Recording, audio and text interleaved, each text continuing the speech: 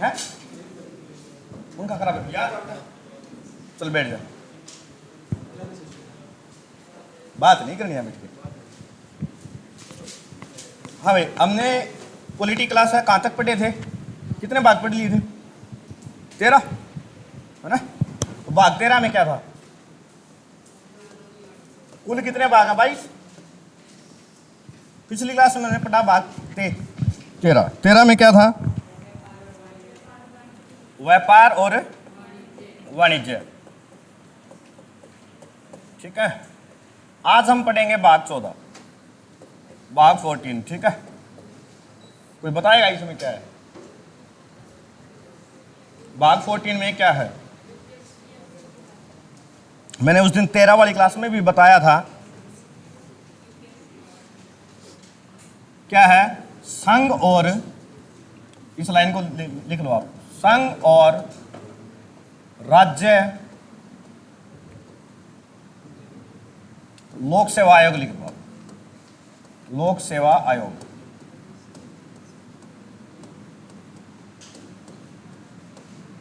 ठीक है, और ये आर्टिकल है 308 से लेकर 323 तक। ठीक है, यूपीएससी पढ़ते हो, पीसीएस पढ़ते हो ना, सारी सारी सेवाएं हैं, तो सारी सारी भाग नंबर 14 में। जो जो बोलूं लिखते चलियो।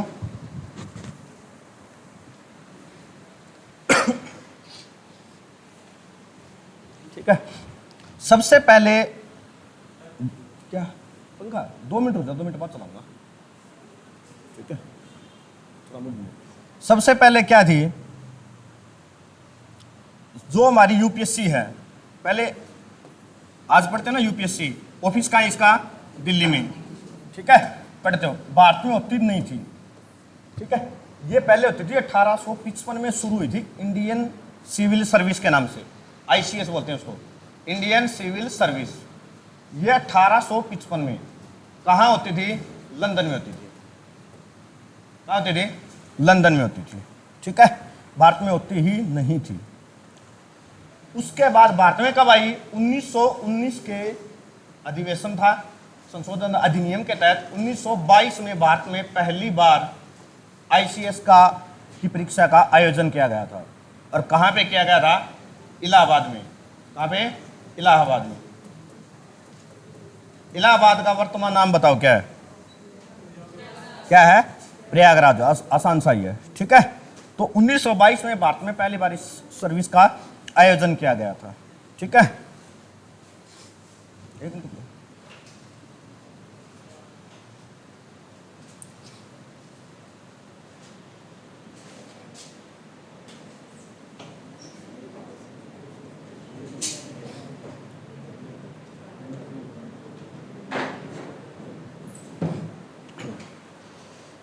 ठीक है भाई, ये 3 तरह की होती हैं। देखो मैं आपको बताता हूं मैं इसे क्या, कैसे कैसे। एक होती है आपकी केंद्र से केंद्र,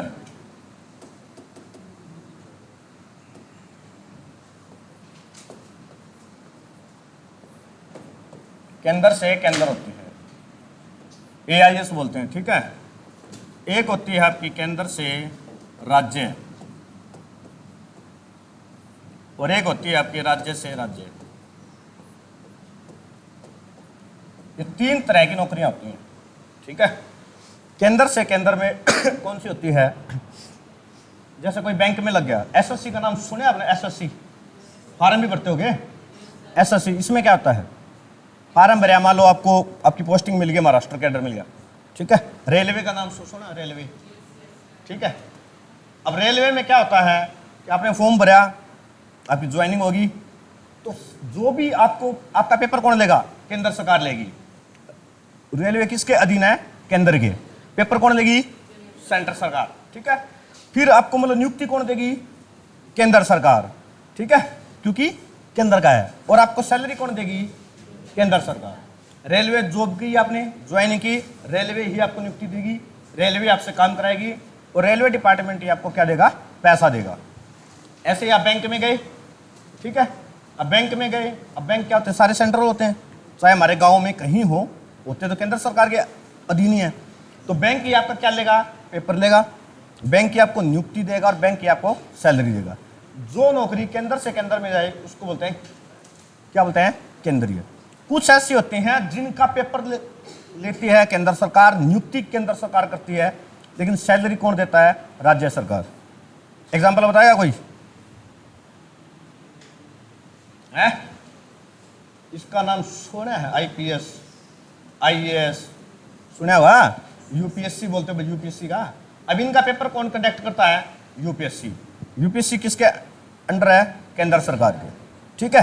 यूपीएससी ने पेपर लिया आपका, पहले प्री फिर मेंस इंटरव्यू लिया, नियुक्ति करेगा, नियुक्ति कौन देगा, यूपीएससी यानी केंद्र सरकार, ठीक है। फिर क्या काम करता है, अब मान लो हरियाणा तो टोटल आईएएस बन गए 10, हरियाणा को जरूरत है 2 की, ठीक है। तो ये केंद्र सरकार 2 आईएएस को कहां पे भेज देगी, हरियाणा में, कि आप जाके हरियाणा में नौकरी करिए, ठीक है। अब जब हरियाणा में नौकरी करेगा तो इसको सैलरी कौन देगा, राज्य सरकार देगी, हरियाणा देगा, समझ आई। तो ऐसी नौकरी बोलते हैं केंद्र और राज्य के दिन कि सारा काम किसने किया, केंद्र ने, लेकिन जहां पर इसकी क्या होगी, नियुक्ति होगी, जहां ये काम करेगा सैलरी कौन देगा, वो राज्य देगा, ठीक है। मान लो किसी को गुजरात भेज दिया तो उसको सैलरी कौन देगा, गुजरात सरकार देगी, ठीक है। एक होता है राज्य का, राज्य से राज्य में, इसका बताया वो एग्जाम्पल स्टेट की। अब मान लो आप लग गए ग्रुप डी में, ठीक है, तो ग्रुप डी का पेपर कौन कंडक्ट करता अपना, एचएसएससी, एचएसएससी करता हुआ, और एचएसएससी का स्टेट का ही है ना, बोर्ड अपने हरियाणा का ही है। तो ग्रुप डी हो गया, क्लर्क हो गया, पटवारी हो गया, पुलिस होगी, सभी कौन करता है, पेपर कौन लेता है, हमारा एचएसएससी। और नियुक्ति हमारी कहाँ आएगी, हरियाणा में। कोई भी राज्य यदि पेपर कंडक्ट करता है उसकी नियुक्ति बाहर नहीं आ सकती। मान लो कोई हरियाणा पुलिस में लग गया तो सारी उम्र हरियाणा में ही रह के नौकरी करेगा, ये नहीं कि उसको दिल्ली में भेज दें या चंडीगढ़ में भेज दें। अब चंडीगढ़ क्या यूटी है, चंडीगढ़ पुलिस के फॉर्म आते हैं, लोग भरते हैं, तो जब तक वो सर्विस करेंगे कहाँ रहेंगे, चंडीगढ़ ही रहेंगे, समझाई। तो इनकी यदि हरियाणा में ही काम करेगा तो सैलरी कौन देगा, हरियाणा ही, यानी राज्य से राज्य के अंदर, ठीक है। इस भाग में आर्टिकल में बताया था मैंने 308 से 323 हैं, तो 308 में क्या है, समझ आ गया, यूपीएससी। एक आर्टिकल आता है इंपॉर्टेंट 311, ये कई बार एसएससी के पेपर में पूछा गया है। 311 में क्या है, संरक्षण है, क्या है, संरक्षण। एक आपको बात बताता हूँ, पिछली टर्म थी 2014 से 19, हमारे फतेहाबाद की घटना थी, किसी याद है, अनिल विज हमारे गृह मंत्री हुआ करते थे, और एक फतेहाबाद की एसपी थी संगीता कालिया, ठीक है ना। एक विवाद हो गया था, एक ऑफिस था, बैठे थे, मीटिंग थे, तो अनिल विज संगीता कालिया किसी बात से संतुष्ट नहीं थे, तो उन्होंने ये कह दिया संगीता कालिया कि आप उठ के जाइए यहाँ से, ठीक है। तो उसने मना कर दिया कि मैं नहीं जाऊंगी, आप जाओ उठ के। तो उसने अनिल विज को ही धमका दिया था, डांट लगा दी थी, ठीक है। क्यों, क्योंकि वो आईपीएस थी, उसको आर्टिकल 311 का पता था कि ये गृह, जो भी गृह मंत्री है, राज्य सरकार है, देखो मैंने आपको बताया ना, केंद्र से राज्य में जा तो सकते हो आप, नियुक्ति देगा, सैलरी देगा, लेकिन ये ना राज्य ना ये हटा नहीं सकता आपको। आर्टिकल 311 कहता है कोई भी आईएएस अधिकारी है, आईपीएस अधिकारी है, उनको संरक्षण देता है, ठीक है। उसको हटा कौन सकता है, केंद्र सरकार, राज्य सरकार का कोई नियम लागू नहीं होता। वहीं संगीता कालिया की जगह मान लो कोई पुलिस ऑफिसर होता, नॉर्मल कांस्टेबल होता या एसआई होता हरियाणा पुलिस का, तो अनिल विज के सामने बोल नहीं सकता था, तो गृह मंत्रालय के अधीन ही हमारी पुलिस आती है, ठीक है। तो वो जैसे ही बोलता अनिल विज सस्पेंड कर देता, डिसमिस भी कर सकता था उसको, ठीक है, क्योंकि उसका भारतीय संविधान में संरक्षण का कोई भी मतलब कहीं भी मतलब लिखा हुआ नहीं है, समझ गए आप। लेकिन उसको हटा नहीं सकता, राज्य सरकार सिर्फ क्या कर सकती है, ट्रांसफर कर सकती है, ठीक है, एक जगह से दूसरी जगह भेज दिया या फिर मतलब डिपार्टमेंट चेंज कर दिया, ये काम कर सकती है। यदि उसको सस्पेंड करना है या डिसमिस करना है तो कहाँ जाएंगे, केंद्र सरकार के पास, और उसके लिए भी ठोस कारण होना चाहिए। ये नहीं कि एक मंत्री के सामने बोल दिया तो हम आपको सस्पेंड करते हैं, ठीक है ना, ठोस कारण होना चाहिए। तो आर्टिकल 311 क्या है, संरक्षण का अधिकार देता है। क्या क्या देता है, संरक्षण का अधिकार। लिख लो यह बात आप, ये 2-3 बार पहले पेपर में पूछा गया है।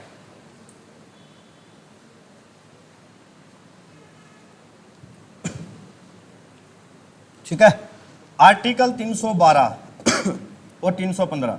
312 मैं आपको पहले ही पढ़ा चुका हूं। जो मैंने ये बात बताई थी, 3 तरह की जो नौकरियां होती है ना, AIS बोलते हैं इसको, अखिल भारतीय सेवा। लिखो, आर्टिकल 312 में क्या है? अखिल भारतीय सेवा। अखिल भारतीय सेवा। पूछ ले कौन से आर्टिकल में है, तो आर्टिकल 312 में है। 3 तरह की होती है, मैंने अभी अभी आपको बताई थी। ठीक है,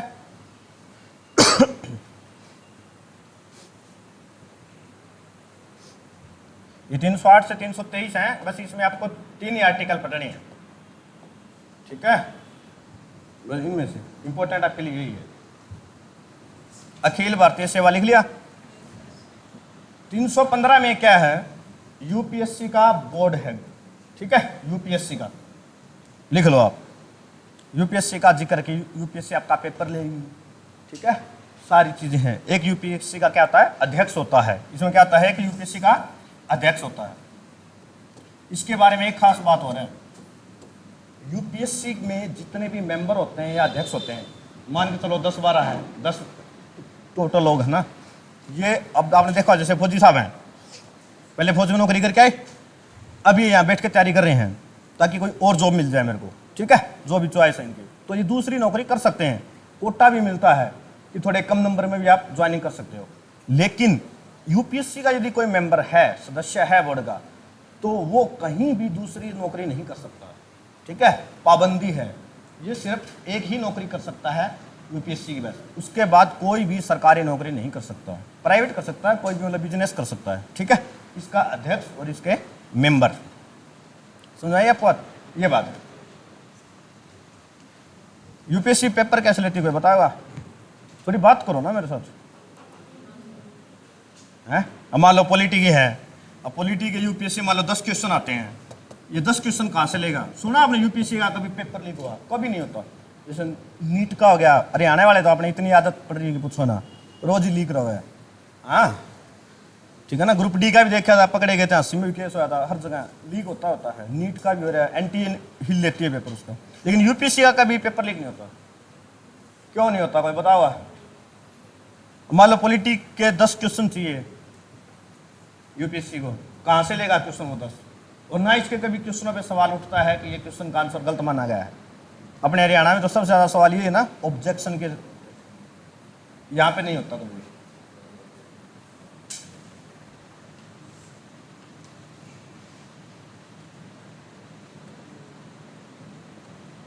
सुना इनका नाम आपने? क्या है ये मैंने कुछ यूनिवर्सिटियों के नाम लिखे हैं। DU Delhi university, JNU Jawaharlal Nehru university, GJU गुरु जम्बेश्वर भगवान यूनिवर्सिटी, HU हिसार वाली कब बनी? 1970 में, चौधरी चरण सिंह के नाम पे है ना, एग्रीकल्चर यूनिवर्सिटी। ऐसे बहुत सारी जितनी भारत में यूनिवर्सिटियां हैं ठीक है, इनको तो वैसे शामिल नहीं करते, छोटी हो गया था चीज़ों जितनी भी टॉप लेवल की, जैसे सबसे मेन तो दो आती हैं, DU JNU। ठीक है ना, इनमें क्या होते हैं, एक सब्जेक्ट के एक यूनिवर्सिटी में 4-4 5-5 प्रोफेसर होते हैं। ठीक है, अब जैसे यहाँ पे आ गए हम, अकेडमी देखो अपना कितने सारे टीचर हैं, पर ये यहाँ की एक सब्जेक्ट का एक है, पॉलिटी का एक है, ज्योग्राफी का एक है, ऐसे यहाँ पे क्या 4-4 5-5 अच्छे होते हैं। उन सभी को एक मतलब लेटर लिखा जाता है यूपीएससी द्वारा, और कहा जाता है कि आप हम ये 10-10 पॉलिटी के क्वेश्चन दे दो, या 10 की जगह 20 भी मांग लेते हैं कि यार 20-20 हमें पॉलिटी के क्वेश्चन दे दो आप। ठीक है, हमें यूपीएससी का पेपर बनाना है। तो जितने सारे प्रोफेसर है ना, अपनी तरफ से 20-20 करके क्वेश्चन भेजते हैं, और मान लो 10 प्रोफेसर ने भेज दिए 20-20 क्वेश्चन, टोटल कितने हो गए? 200। यूपीएससी के पास 200 क्वेश्चन पहुंच गए। अब यूपीएससी इन 200 में से 10 क्वेश्चन को सेलेक्ट करता है। ठीक है, तो कौन कैसे लीक करेगा किसी को नहीं पता कहाँ से प्रश्न आया है। सुना क्या? इस तरह से यूपीएससी पेपर कंडक्ट करता है, तो लीक होता ही नहीं है। एक दिन पहले भेजता है, किसको भेजता है? डीएम। कोई भी डिस्ट्रिक्ट होता है ना, उसका मालिक होता है डीएम। डीएम की फुल फॉर्म पता होगी? डिस्ट्रिक्ट क्या आता है? मजिस्ट्रेट। ठीक है ना, और ये भी यूपीएससी से ही आता है। जब आप आईएएस बनते हो तो आपको डीएम का पद सबसे पहले दिया जाता है, सबसे बड़ा पद होता है ये। वो कहते नहीं राजा होता है, तो राजा यदि वास्तव में कोई होता ना तो डीएम होता है, ठीक है। वास्तव में आपको किसी भी जगह का राजा बनना, आप डीएम बन जाइए, पूरा जिला का मालिक होता है, डीसी भी बोलते हैं अपने यहाँ पे, ठीक है। हाँ, अब भाग 13 भाग 14 आपका यही तक था। भाग 15 3 आर्टिकल जरूर याद कर लियो। कौन कौन से हो गए? 311, 312, 315। इनमें कोई दिक्कत है? आगे चलें सरदार जी, पक्का? मेरे को बताइए 311 में क्या है? अरे सरदार जी से पूछ रहा हूँ मैं, 311 में क्या है सरदार जी? और 308 में है? 308 में भाग 14 में क्या है? 14 में क्या है? हैं? जोर से खाना खा क्या है? हैं? मैं बिना खाई था तेज बोला तो खा के नहीं बोल रहा है यार। संघ क्या है? संघ और राज्य लोकसभा है, ठीक है ना। चलिए भाग 15 भी, भाग 15 इसमें आता है निर्वाचन आयोग। क्या आता है? निर्वाचन आयोग।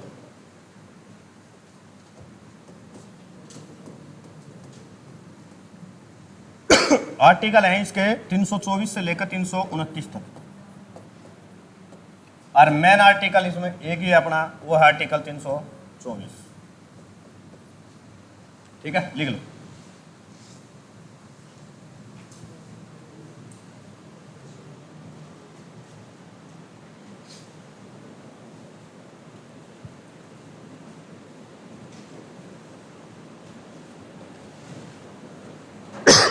तीन सौ 324 में क्या है? निर्वाचन आयोग है।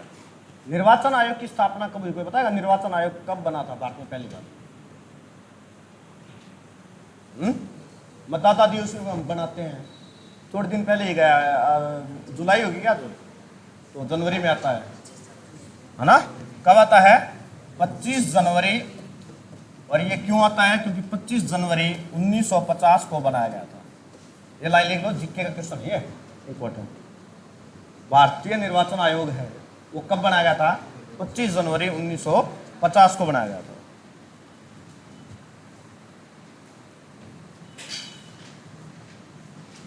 निर्वाचन आयोग किस किस के चुनाव कराता है? कोई बताएगा किस किस के चुनाव करवाता है?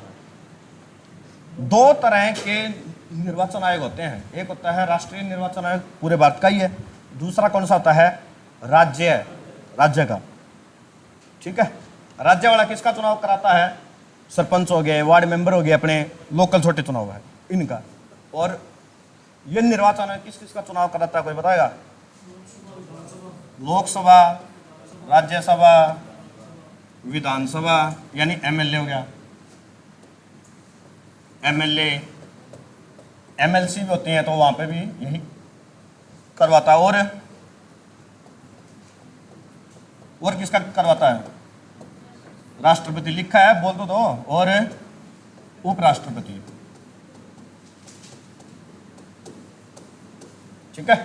निर्वाचन जो अपना चुनाव आयोग है, इनके वोटिंग करवाता है, चुनाव करवाता है। लोकसभा का भी, राज्यसभा की, लोकसभा का भी चुनाव गया ही अपना। कितनी सीटों पर मतदान हुआ था आपकी बार? 543 सीटों पर। कौन सी लोकसभा है ये अब की बार?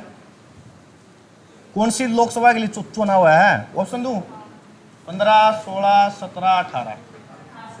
तो अब की बार कौन सी लोक है? 18वीं लोकसभा के लिए चुनाव हुआ है, ठीक है। 18वीं लोकसभा में प्रधानमंत्री कौन है? नरेंद्र मोदी। और सरकार किसकी है? बीजेपी की नहीं है, किसकी है? एनडीए की है, क्योंकि नीतीश कुमार, टीडीपी वे भी शामिल हैं। और दूसरा गठबंधन कौन सा था? इंडिया गठबंधन था, ठीक है। मेन इनमें ही लड़ाई थी। एनडीए की सरकार है। कुल कितनी सीटें इनके पास है? 294, है ना। और बीजेपी के पास है 239। ये कुछ बातें हैं जो याद रखना। और कांग्रेस के पास कितनी है? 99 है, ठीक है। वैसे अब एक कम हो रही है इनमें से। राहुल गांधी ने वायनाड से इस्तीफा दे दिया कि मैं वहां से नहीं, रायबरेली से सांसद रहूंगा, तो वहां से चुनाव लड़ेगी प्रियंका गांधी। यदि वो जीत जाती है तो कांग्रेस के पास 99 है, हार जाती है तो 98 है, ठीक है।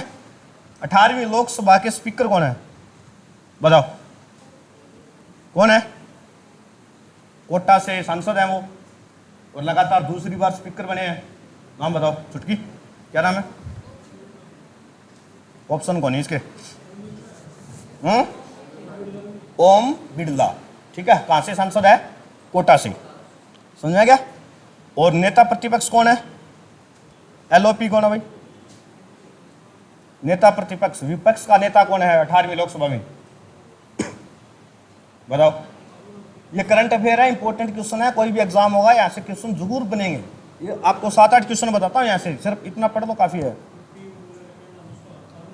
अरे नहीं है, अरे इतना फेमस आदमी है कि पूछो ना यार। कौन है? राहुल गांधी है भाई। ठीक है, राहुल गांधी क्या है? नेता प्रतिपक्ष है, विपक्ष का नेता है। ये तो 18वीं बात थी। 17वीं में कौन था? 16वीं और 17वीं में विपक्ष का नेता कौन था? राहुल गांधी नहीं था, उनमें कोई नहीं था भाई। क्या था? पद ही खाली था, कोई था ही नहीं। ठीक है ना, क्योंकि 10% सीटें आनी जरूरी है, वो आई नहीं, इसीलिए बना नहीं। ठीक है ना? हाँ, ये तो मजबूरी में बनाना पड़ेगा, उनकी सीट ज्यादा की। 2 क्वेश्चन और याद करना है यहाँ से। सबसे बड़े अंतर से कौन जीता है? लिख लो चाहे इस प्रश्न को, देख के ना। दो प्रश्न बताता हूं आपको। हाँ, 11,75,70,000 वोटों से जीता है। नाम आपको पता है? ना 7.5 लाख वोट है यार। लिख लो, मैं उत्तर बताऊंगा तो भूल जाओगे। ये कॉपी में लिखो प्रश्न। सबसे बड़ी जीत 18वीं लोकसभा की, 11,75,000 वोटों से जीता, आपको नाम बताना है, गूगल सर्च करना। और सबसे छोटे अंतर से भी जीत लिखो, किसकी हुई थी? 48 वोटों से जीता था मात्र ही, मुंबई से। ठीक है, हाँ, तो उसका भी आपको नाम बताना। सबसे बड़े अंतर से जीत और सबसे कम अंतर से जीत। आंकड़ा मैंने बता दिया, सबसे बड़ा अंतर है 12.25 लाख और सबसे छोटे वोटों से है 48। नाम आपको गूगल करने हैं। ठीक है, मैं बताऊंगा तो भूल जाओगे आप।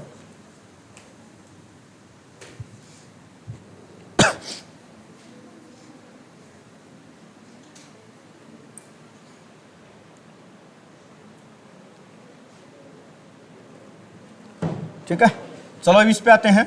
अब आपसे ये पूछ ले, निर्वाचन आयोग में कुल कितने सदस्य होते हैं? बताओ कितने होते हैं? निर्वाचन आयोग में सदस्य कितने होते हैं? ऑप्शन है 3, 4, 5, 7। कितने होते हैं? 3 होते हैं, और तीनों ही बराबर ही होते हैं। ये नहीं भाई एक अध्यक्ष बना दिया या 2 कम हो गए, नहीं, तीनों ही क्या होते हैं? पावर क्या होती है? लगभग बराबर होती है। ठीक है, और इनमें से एक क्या होता है? अध्यक्ष होता है, 2 क्या होते हैं? मेंबर होते हैं। अच्छा, जब शुरू में निर्वाचन आयोग बनाया गया था ना, तो इसमें कितने सदस्य होते थे? बताओ।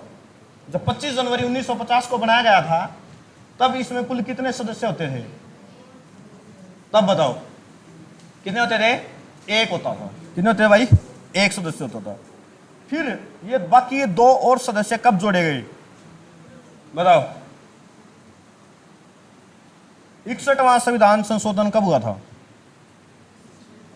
हाँ, 61वां संविधान संशोधन कब हुआ था?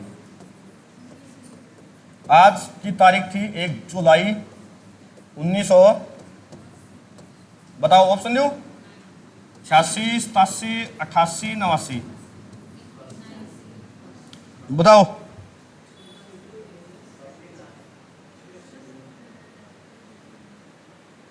तुम कुछ नहीं बताते, मेरे को बताना पड़ता। 1989।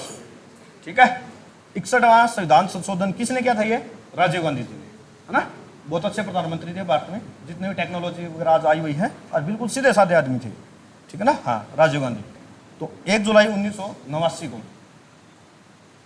61वां संविधान संशोधन पेपर में काफी बार पूछा गया है। दल बदल कानून कब आया था? 61वें संविधान संशोधन के अनुसार हुआ कब था? 1 जुलाई 1989 को। आज की जो क्लास है ना, इसमें से कोई भी एग्जाम आएगा, पॉलिटी से काफी क्वेश्चन बनते हैं। ठीक है ना? हाँ, थोड़े ध्यान से लिख लो। अच्छा, एक काम और हुआ था इस संविधान संशोधन में। क्या हुआ था, कोई बताएगा? एज। पहले वोट डालने की उम्र कितनी थी? 21 वर्ष थी, और फिर इसके बाद कितनी होगी? 18 वर्ष होगी। ठीक है, 18 वर्ष आयु कर दी गई थी। कब? 1 जुलाई 1989 को 61वें संविधान संशोधन द्वारा। प्रधानमंत्री कौन थे? राजीव गांधी। ये 3-4 क्वेश्चन यहां से याद रखना। ठीक है, आगे बढ़े, यहां तक कोई दिक्कत? तुम्हें भी छोरी को दिक्कत है? बता दियो कोई हो तो है। अब देखो चुनाव होता कैसे है। मान लो अपना आ गया फतेहाबाद में आ गया, अभी चुनाव हुआ था ना, तो कुछ तो पता ही होगा। अब फतेहाबाद में चुनाव करवाना, ठीक है, थोड़ा चुनाव का प्रोसेस समझाता हूँ आपको मैं। अब फतेहाबाद में चुनाव करवाना है तो सबसे पहले निर्वाचन आयोग फतेहाबाद के डीएम के पास आएगा, ठीक है, डीएम को ऑर्डर आएगा, भाई साहब फतेहाबाद में चुनाव कंडक्ट कराइए, ठीक है। अब फतेहाबाद देखा आपने कितना बड़ा जिला है ना, तो हर जगह तो जा नहीं सकता। मान लो दे दी कि 10 तारीख को फतेहाबाद में चुनाव है, 14 तारीख को काउंटिंग है, कराओ कंडक्टर, तो ये फतेहाबाद हो गया। मैं वैसे ही बनाता हूँ एक बना, ठीक है। अब इस फतेहाबाद में चुनाव के लिए डीएम क्या करेगा यार, कुछ हिस्सों में बांट देगा। मान लो 4 हिस्सों में बांट दिया, अकेला समझा नहीं उसको। यहां पे ऑफिसर तैनात करता है, उनको बोल जाता है आरओ, रिटर्निंग ऑफिसर। क्या होते हैं? Returning officer. समझ आएगी? 4 आरओ बना दिए, इलाका बांट दिया, किसी को रतिया का दे दिया, किसी को टोहाना का दे दिया, ठीक है ना, ऐसे अलग अलग। ये यहाँ पे चुनाव कराना है और कोई भी चुनाव में धांधली नहीं होनी चाहिए। अब आरओ के पास भी एरिया ज़्यादा हो गया, ये कैसे करता है? तो ये अपने नीचे एक ऑफिसर और तैनात कर देते हैं, ठीक है, एक एक, उसको बोलते हैं पीओ। क्या बोलते हैं? पीओ। पीओ का फुल फॉर्म बताएगा कोई? बताओ फौजी साहब, आप बताओ पीओ की फुल फॉर्म बताइए मैंने एक बार। पीओ बता दे, सीओ क्या बताओ है? अरे अभी तो चुनाव खत्म हुआ है। बताओ। Presiding officer. क्या बोलते हैं? Presiding officer. लिख देता हूं मैं, प्रिसाइडिंग ऑफिसर, प्रिसाइडिंग ऑफिसर, ठीक है, प्रिसाइडिंग ऑफिसर बनाते हैं इसको, पीओ को, ठीक है। हो गया। अब देखो काम बट गया ना, पहले आरओ था, आरओ से कहां पे आ गया? पीओ में गया, ठीक है। हर जगह का इसका अलग है, इसका अलग, सबका अलग अलग हो जाएगा। ये इससे में क्या हो गया? डिवाइड हो गया सारा सारा। अब क्या होते हैं इसके नीचे, और क्या होता है? सबसे पहले चले थे हम डीएम से, सबसे ऊपर आता है डीएम, फिर कौन आता है? Returning officer, returning officer, RO लिख देता हूं मैं। इसके नीचे कौन होता है? पीओ होता है, प्रिसाइडिंग ऑफिसर। इसके नीचे कौन होता है?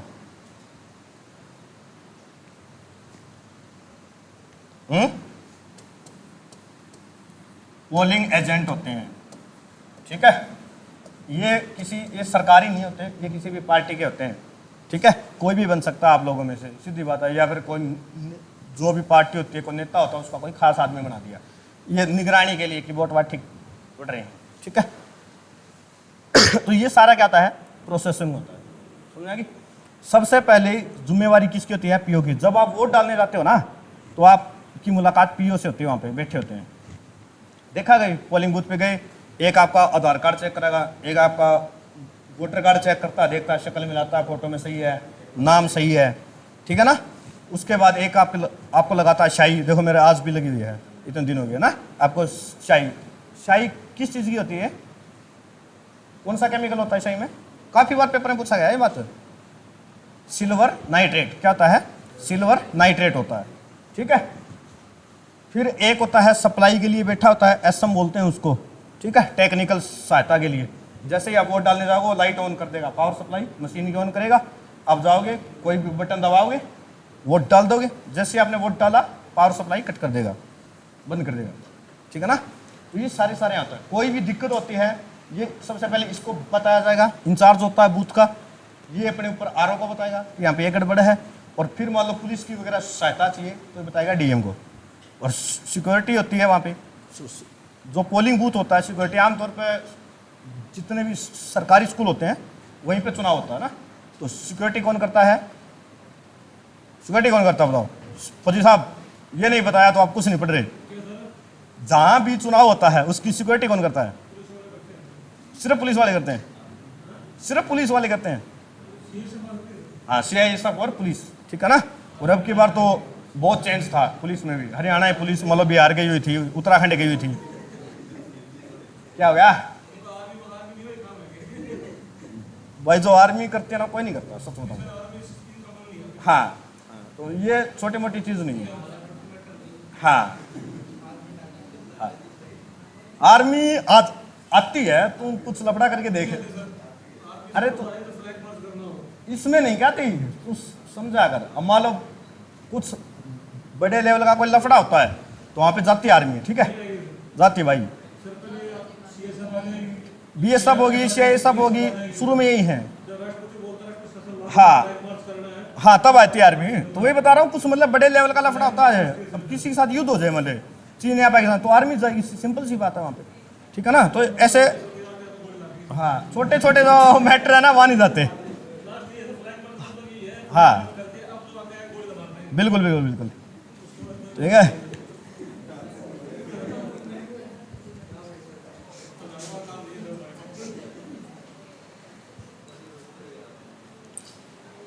ठीक है भाई। अच्छा एक बात रही, आ जाओ टॉपिक पे आ जाओ वापिस में। चुनाव 3 तरह के चुनाव होते हैं भाई, ये आपसे पूछ ले, चुनाव कितनी तरह के होते हैं? 3 तरह के चुनाव होते हैं, कोई बताएगा कौन कौन से? देखो, एक तो होता है पिछली बार 2020 में था ना, हरियाणा पुलिस का पेपर था, ठीक है, जिसकी वो कट ऑफ नहीं गई थी, मतलब ऐसा पर्सन आया था, हरियाणा जिक्के का तो एक पर्सन आया था, और आई लेवल की मतलब जिक्के आई थी, सबके 40 से 50 के बीच में पर्सन बन रहे थे, ठीक है ना। उस पेपर में क्वेश्चन आ गया था चुनाव से संबंधित। 3 तरह के होते हैं, कौन सा क्वेश्चन आया बताऊंगा। एक होता है आम चुनाव, जिससे बोलते हैं जनरल इलेक्शन, आम चुनाव, ठीक है, जनरल इलेक्शन, GE लिख दिया, ठीक है। ये कब होते हैं? ये 5 साल बाद होते हैं। जैसे लोकसभा के लिए चुनाव हुआ 18वीं के लिए, इससे पहले 2019 में हुआ था, उससे पहले 2014 में हुआ था। जितने भी ये क्या है, आम चुनाव हैं, ठीक है, 5 साल के लिए होते हैं नॉर्मली। समझ में आएगी बात? आम चुनाव कौन से होते हैं? जो हर 5 साल बाद होते हैं, ठीक है। 2014 में हुए, 19 में हुए, अब 24 में हो गए। दूसरा होता है मिड टर्म चुनाव, यानी मध्यवर्ती। कौन से होते हैं? मध्यवर्ती, ठीक है, मिड टर्म इलेक्शन। ये क्या होता है, कोई बताओ? मिड टर्म इलेक्शन क्या होता है? अब जैसे NDA की सरकार है ना भारत में, तो इसमें जैसे 2 पार्टी, एक तो मतलब BJP होगी और 2 इसके साथ मुख्य पार्टियां और है, एक TDP और दूसरी कौन सी है? नीतीश कुमार की, RJD के LJP है, हाँ RJD, ठीक है, हाँ वो दोनों हैं। मान लो नीतीश कुमार और चंद्रबाबू की जो पार्टी TDP, इनमें से हट जाए, ठीक है, तो इनकी क्या होगी? सरकार गिर जाएगी, ठीक है। NDA की सरकार जो फिलहाल है, अब सरकार गिर गई और किसी अन्य पार्टी की सरकार है नहीं, तो फिर क्या आएंगे? मिड टर्म चुनाव कराए जाएंगे, ठीक है। तो उसको बोलते हैं मध्यवर्ती चुनाव, कि किसी का भी बहुमत ना हो संसद में, उसकी सरकार गिर जाए, तो उसको बोलते हैं मध्यवर्ती चुनाव। तीसरा होते हैं, ये आया था उस हरियाणा पुलिस वाले पेपर में, बाई इलेक्शन, उपचुनाव, ठीक है, उपचुनाव, बाई इलेक्शन बोलते हैं इसको। ये हरियाणा पुलिस में ऐसे प्रश्न आया था। ये कब होता है पहले मैं बताता हूँ। मान लो आपके गांव का है सरपंच है, मान लो उसकी डेथ होगी, तो उसकी जगह सीट खाली होगी, तो ये नहीं कि उसके बेटे को बना दे, तो उसके लिए दोबारा चुनाव होता है, उसको बोलते हैं उपचुनाव, ठीक है। जैसे मैंने बताया, राहुल गांधी ने वायनाड की सीट छोड़ दी, ठीक है, तो वहां पे दोबारा इलेक्शन होंगे, उसको क्या बोलेंगे? उपचुनाव, ठीक है। और हरियाणा पुलिस में क्या आ गया था? उपचुनाव 2 बार दे दिया था ऑप्शन में और इंग्लिश में एक में लिख दिया था सब इलेक्शन, क्योंकि सब इलेक्शन का मतलब क्या होता है? उपचुनाव हिंदी में, और एक में दे दिया था बाई इलेक्शन। समझ गए आप? तो दोनों किसने चूज किया? तो कुछ ऐसे लोग थे जो सिर्फ हिंदी मीडियम से थे, उन्होंने उपचुनाव देखा यार B और C में उपचुनाव है, उन्होंने एक पे टिक कर दिया ठीक है, उपचुनाव के। अब उसने ये नहीं देखा कि इंग्लिश में क्या लिखा, सब इलेक्शन है या बाई इलेक्शन है। तो सरकार ने जो HSSC ने उत्तर माना था, वो माना था बाई इलेक्शन वाला। इंग्लिश के अंदर जिसमें बाई इलेक्शन लिखा हुआ है वही उपचुनाव है, सब इलेक्शन वाला उत्तर क्या है? गलत है। तो जब जैसे भी आप पेपर दो आज के बाद कहीं भी, तो एक बार हिंदी और इंग्लिश दोनों तरफ देखना चाहिए, समझाई? ऐसा ना हो आगे से कोई क्वेश्चन आ जाए आप गलत कर दो। हिंदी में तो आपका सही है, उपचुनाव ही बोलते हैं इसको, लेकिन इंग्लिश में देखना है कि बाई है या सब है, समझाई? तो जो भी कई बार क्वेश्चन देखो, और आखिरी में मान्य इंग्लिश वाला होता है हमारे यहाँ पे, ठीक है ना? हिंदी में कुछ भी लिखा हो, जब पेपर का फ्रंट पेज पढ़ोगे वहाँ पे सर लिखे होते हैं, तो ये क्या होता है, जो इंग्लिश में लिखा गया है वही मान्य है। समझाएंगे बात आपको? ये बात है, ठीक है? तो ये आपका भाग 15 था, 14 और 15 इतना ही था ये, ठीक है?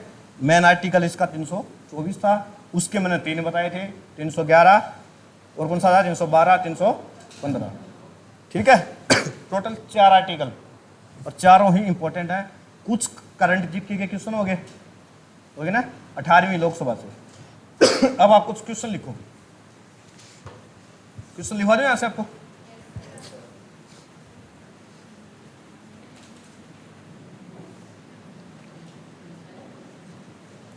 अच्छा एक बात और बताओ, यदि आपको पार्टी बनानी है किसी को भी, ठीक है, तो अक्षत्रिय पार्टी बनेगी सबसे पहले तो क्षेत्र की, उसके लिए आपको कितने % वोट चाहिए होंगे?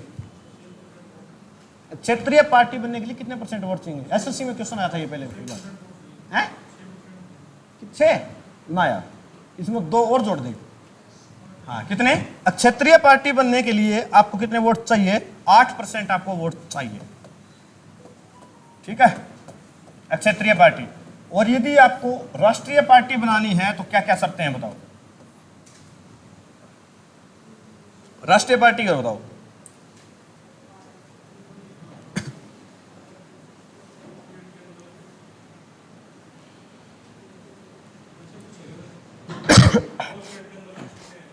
अब बता देते हैं, देख 3-4 शर्तें हैं राष्ट्रीय पार्टी के लिए, लिख लो लाइन, फिर आपको क्वेश्चन देंगे। राष्ट्रीय पार्टी बनने के लिए शर्तें हैं वो क्या है? एक तो क्या है, जो भी लोकसभा होगी, लोकसभा चुनाव में 2% सीटें होनी चाहिए, ठीक है, यानी अपनी 545 सीटें, इसका 2% निकाला तो करीब करीब 11 सीटें होनी चाहिए, ठीक है। ये घटता बढ़ता रहता आंकड़ा, अब 2026 आएगा तो उसमें सीटें बढ़ जाएंगी ना, ठीक है। तो 2% क्या होनी चाहिए? सीटें होनी चाहिए। या फिर क्या हो, लोकसभा चुनाव में 6% वोट मिला हो, ठीक है। हाँ, क्षेत्रीय के लिए 8 और राष्ट्रीय के लिए 6%, ठीक है। या फिर क्या हो, अलग अलग राज्यों में, 3 अलग अलग राज्य में क्या हो, 4 सीटें हों, ठीक है भाई। अलग अलग हरियाणा हो गया, पंजाब, गुजरात, दिल्ली, 28 राज्य हैं, उनमें कहीं में भी अलग अलग में 4 सीट आ जाओ, ठीक है। इनमें से कोई भी एक कंडीशन पूरी करता है तो उस पार्टी को राष्ट्रीय पार्टी का दर्जा दिया जाता है। पहले 7 राष्ट्रीय पार्टियां होती थी, उनमें से 3 को बाहर निकाल दिया और एक पार्टी को राष्ट्रीय पार्टी का दर्जा दे दिया गया है। किसको दिया गया है? आम आदमी पार्टी को। अब आम आदमी पार्टी क्या है? राष्ट्रीय पार्टी है, ठीक है, आम आदमी पार्टी। पहले नहीं थी, समझ आया आपको ये बात? अब लिखो क्वेश्चन।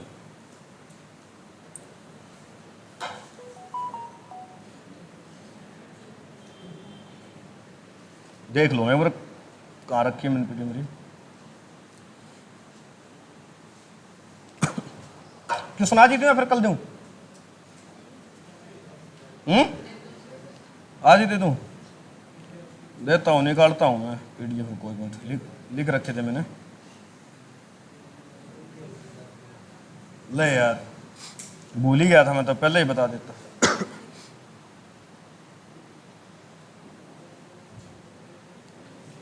जैसे ही सारे भाग हो जाएं कंप्लीट, आपको मैं कंप्लीट PDF दूंगा पढ़ने के लिए भी और क्वेश्चनों के भी। और कोशिश यही की गई है कि उन क्वेश्चनों से बाहर क्वेश्चन ना आए, ठीक है।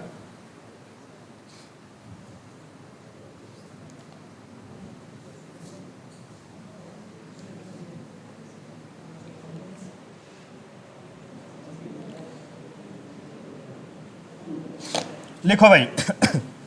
भारत में कुछ क्वेश्चन गूगल कर लेना इनमें से, बाकी मैं बता भी दूंगा। भारत में मतदान के लिए प्रयोग की जाने वाली मशीन वीवीपैट का संस्करण क्या है?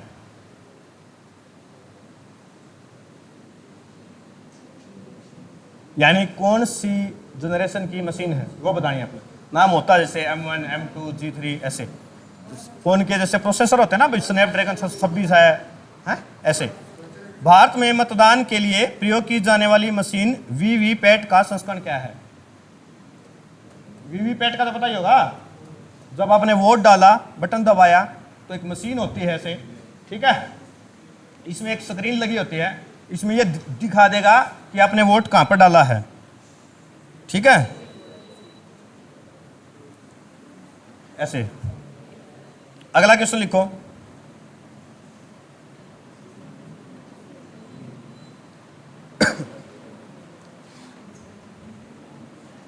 भारत के विभिन्न राजनीतिक दलों का राष्ट्रीय या क्षेत्रीय दल का दर्जा देने का अधिकार किसको है? भारत के विभिन्न राजनीतिक दलों को राष्ट्रीय या क्षेत्रीय दल का दर्जा देने का अधिकार किसके पास है? अभी अभी तो बताया था हमने, ठीक है। भारत के विभिन्न राजनीतिक दलों को राष्ट्रीय या क्षेत्रीय दल का दर्जा देने का अधिकार किसके पास है?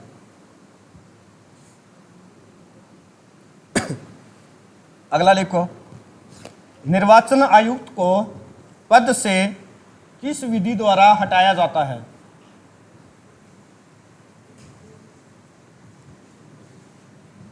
प्रधानमंत्री की सलाह पर राष्ट्रपति तो नियुक्त करते हैं ना, तो आपको यह बताना है कि किस विधि द्वारा हटाया जाता है।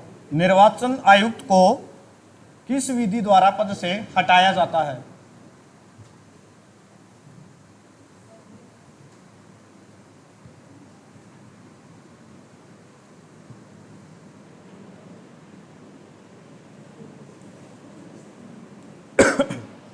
अगला लिखो। किसी भी राजनीतिक दल को राष्ट्रीय दल बनने के लिए कितने राज्यों में मान्यता जरूरी है? किसी भी राजनीतिक दल को राष्ट्रीय दल बनने के लिए कितने राज्यों में मान्यता जरूरी है?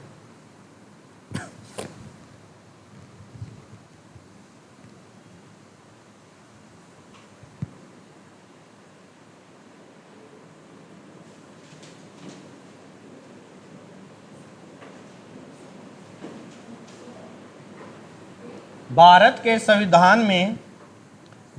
संविधान का कौन सा अनुच्छेद भारतीय निर्वाचन आयोग की स्थापना से संबंधित है? भारत के संविधान का कौन सा अनुच्छेद भारतीय निर्वाचन आयोग की स्थापना से संबंधित है?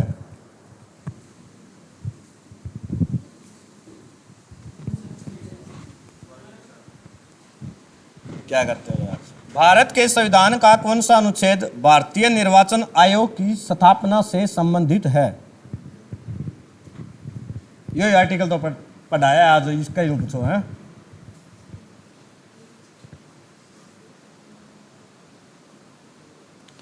आम आदमी कैसी पार्टी है? अगला क्वेश्चन। आम आदमी कैसी पार्टी है?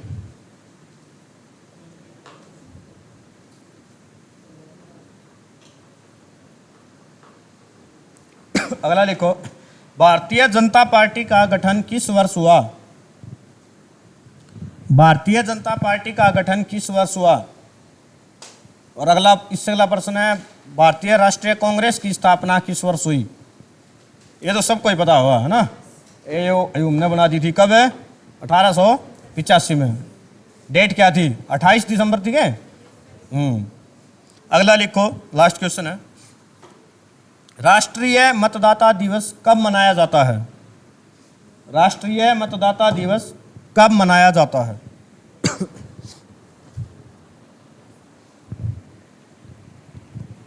राष्ट्रीय मतदाता दिवस कब मनाया जाता है? कितने कितने पर्सन हो गए? 9, 11 हो गए। तू बताओ। 9 ही 9 है क्या? ठीक है। लंच टाइम हो गया, 12 सुपर टाइम हो गया, खाना खा लो, ठीक है। इस क्लास से कोई दिक्कत किसी को? बॉयज एंड गर्ल्स नहीं है, ठीक है।